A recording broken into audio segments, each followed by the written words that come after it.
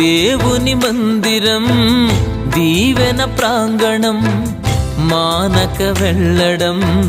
క్రైస్తవ లక్షణం మానక వెళ్ళడం క్రైస్తవ లక్షణం